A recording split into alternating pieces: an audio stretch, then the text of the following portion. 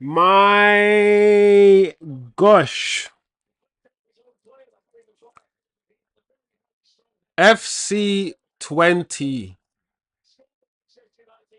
These guys aren't even 21, you know. There's bad shit these guys can't even do.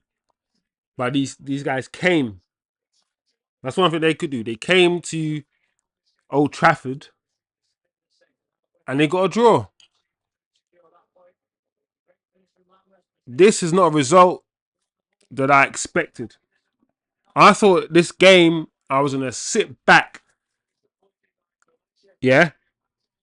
And I know United, I've been watching United over the last couple of years with this manager. So while I wasn't expecting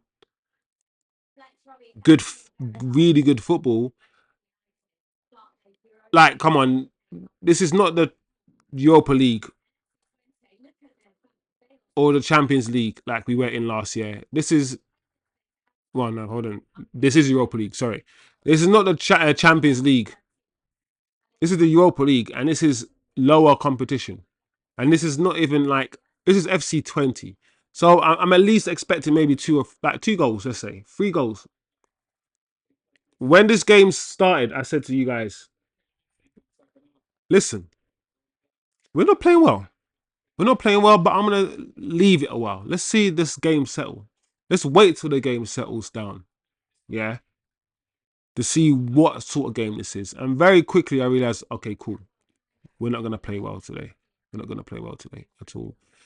And I don't even know if it's just the players. Once again, we have to look at everything and combine it. In the first half, we didn't really keep the ball well. They didn't do much, but neither did we. And the best chance fell to them, as I've said, due to Dalot's mistake. And Dalot was a bozo the whole game. I don't know. Dalot, listen. Maybe I don't know what's going on.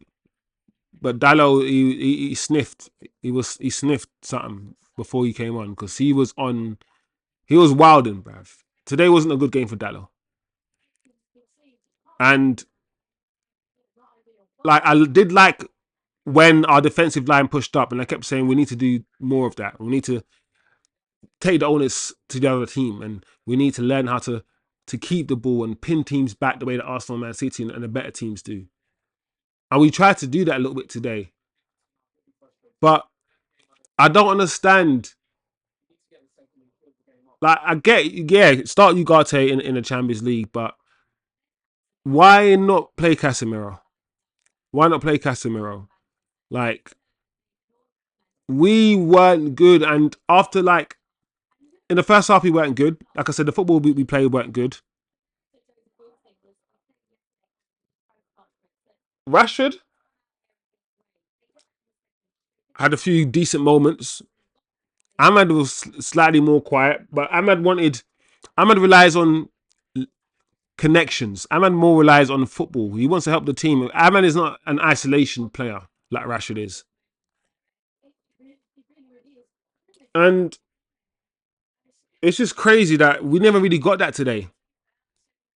And I'm surprised, because Eriksen and Bruno, you'd expect more football with the midfield of those two in it, but Ugarte, we saw the good and the bad of Ugarte, I believe. In this first start, we saw, yes, he can cover space, and yes, he can tackle, and yes, he can do some of that stuff. But when he does have the ball, it's not it. He's not it. He's not it. And it's not like a Roy Keane. Roy Keane can do that stuff and pass the ball. Roy Keane can do both. This Ugarte guy can't really, like, he's not that guy in the final third. He's not that guy in the final third, and he's not even as good as Casemiro. He's not as good as Casemiro as a footballer. The one thing he might give us more than Casemiro is the energy. One thing, yeah, he'll give us the energy and he'll give us the legs and he'll cover the space more than Casemiro. So in that sense, yeah. But in terms of a footballer and technicality, he's not. You see in the final third the way he gave the ball away sometimes, and his past decisions, and tech-wise, I'd much rather see a Casemiro in the final third. I don't even feel like Casemiro's not a DM, and it's about time we make Casemiro into that box to box eight that he's always has been. He's not the guy to pick the ball up from the back for Casemiro. He never has been. Buy a player who can do that. Buy your ball playing number 6, please, Man United. If one thing next transfer window you need to do is buy your ball playing number 6. Get your Rodri, get your Carrick. You haven't had that since you tried to make Pogba that player. Get your footballer who can distribute from the back, pick the ball up from the back, and who is press resistant. Get that De Jong that you wanted. Get that. Get if you want to get Sanderberg, you can't get Sanderberg anymore. But get that player, Man United, because we need to learn how to play out from the back. Right in this match, we saw Dalot and Ugarte. We saw Dalot invert, and we saw Ugarte sometimes become a double pivot. And the reason why I was annoyed with Dalot, I realized in this game a lot of the times is because Dalot was inverting and joining Ugarte in a double pivot. And because sometimes he was doing that, he was leaving the left back, position open. And Martinez often was going across to cover for Dalot. And I kept moaning at Dalot and saying, "Where's Dalot? Where's Dalot?" But often the reason why Dalot wasn't in his position is because Dalot I assume he must be getting told to invert. He must be getting told to invert. So yeah, it is what it is, guys, man. The first half wasn't that great. Like Ericsson took his goal well. And it's interesting how Ericsson's now gone from he needs to be sold to now he's so important because he's one of the only players we have in a flipping team that can play out from the back. He's one of the only players that we have in our team, in our midfield, that can actually pass the ball and distribute the ball. We don't have any ball distributors in our midfield. Bruno doesn't play that role. Kobe doesn't have the range of passing. Kobe Manu is a player that wants to play between the lines. He wants to play like near to the goal and weave in and control the ball and shoot. He wants to score goals, Kobe. He wants to play as further near the goal as possible. Kobe can't spread a 30-yard pass. That's not Kobe. He's not a DM. He's not a ball distributor. He doesn't have a crazy range of passing. He doesn't. That's not his role. So we just need that player. We need that player, and today is another example of why I don't understand why that profile of a midfielder wasn't identified. Even Arsenal are struggling. Arsenal bought Declan Rice to do that, and very soon, what Arteta has found that Declan Rice isn't that guy. Declan Rice can't play that lone position by himself. He has to play in a two. That's what you're seeing. £105 million for Declan Rice, by the way. It's shocking. But today, Zirkzee didn't have a bad game. He had one or two opportunities. I wouldn't call them chances, not big chances, but that sliding chance, he tried to reach the ball. I think he had one shot on goal. But he did well. He linked the play. He combined with players. He brought players into the game. Listen, I'm not angry with Zirkzee. I'm happy with Zirkzee. I'm content. He's doing, for me, much better than what Hojlund was doing last year already. Yes, there is an age difference. Zirkzee is 2 years older. I think Zirkzee should be more experienced, so on and so forth. But don't forget, Hojlund cost £70 million. Zirkzee was only 34 million. And that's in installments. So Zirkzee is only 12 million this year, and Hojlund was 70. Like, there's £40 million difference between the two players. I know the players don't determine their price tags, but for me, Zirkzee is a striker that we need to be playing with going forward. And Hojlund may be playing, maybe Zirkzee in the Premier League and Hojlund in the cup competitions or something we can do. But second half, it didn't get better. In fact, second half we got worse. I don't like the substitutions. I think maybe Kobe coming on, yes, fair enough, but I don't understand why he took off Rashford and Zirkzee if he wants to win the game. If you want to win a fucking game, yeah, why would he take off two attacking players, Zirkzee and Rashford, and only bring on flipping Kobe? Why? Like, that's not. I'm thinking, so what? Bruno's gonna be playing right wing. You want to win the game, and you're playing Bruno right wing. How does that make sense? You keep your attacking players and you add to your attacking players, or you do like. Listen, I wouldn't have been angry if he did like for like, but he didn't even do that. He went more defensive. He put more midfielders on and he took attackers off. Understand that what this guy just did at home in a game that he wanted to win, bro. This guy's a criminal, bruv.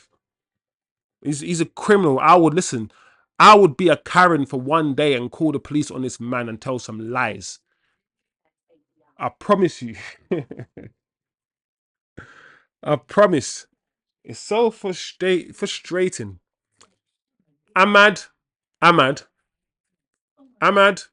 Listen. Ahmad had an okay game. Ahmad wasn't great today, but he wasn't rubbish. Got the ball, kept it, laid it off, passed it around. Had one or two moments where he beat his man and he, pulled the ball back. It is what it is. I can't. It wasn't a great performance, but yeah. Sorry, guys. The screen is frozen, but apparently you guys can still hear my voice. That's what happens when you have cheap Wi-Fi. Cheap Wi-Fi, cheap internet connection. Cheap, cheap, cheap, cheap, cheap. That's how we roll. That's how we roll. I'm just. We're cheap like Man United, man. We're Man United fans, man. We're cheap.